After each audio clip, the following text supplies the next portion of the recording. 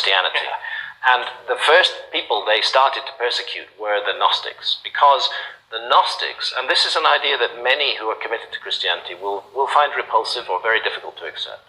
The Gnostics said that the entity that we call God, Jehovah, as he is in the Old Testament, the Muslims called him Allah, it's the same entity, the God of Abraham, that this entity, the God of Judaism as well, of course, Jehovah, God of Judaism, Christianity, and Islam, goes by different names, he's the same entity, but this entity isn't a God at all from the Gnostic point of view. From the Gnostic point of view, the simple word to describe him is a demon. He's a demon. And what he's done is he has convinced mankind that he is God.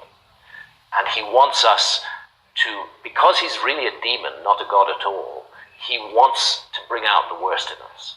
He wants us to behave in ways that cause fear and terror and hatred and division, because that's what he thrives on. That's what he grows on. He grows on that, the manipulation of hatred in humanity. And if you look at the statements and the actions of the God of the Old Testament, he is not a nice guy. The stuff he does, the mass murders that he's responsible for, the incitement that he delivers to his followers to engage in horrific acts occurs again and again. And you have to ask yourself, can this be a good thing?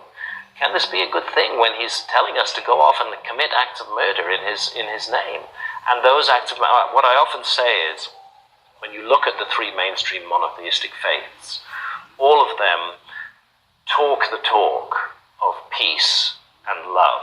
But actually, if you look at the walk they walk, it's a walk of hatred and fear and suspicion.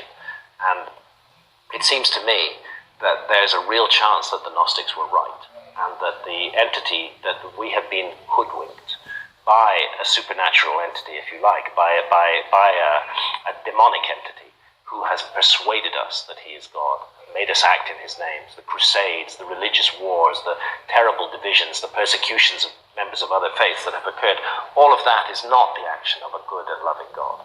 All of that is the action of a demon, and that's what the Gnostics said he was. They called him the demiurge, and they felt that he had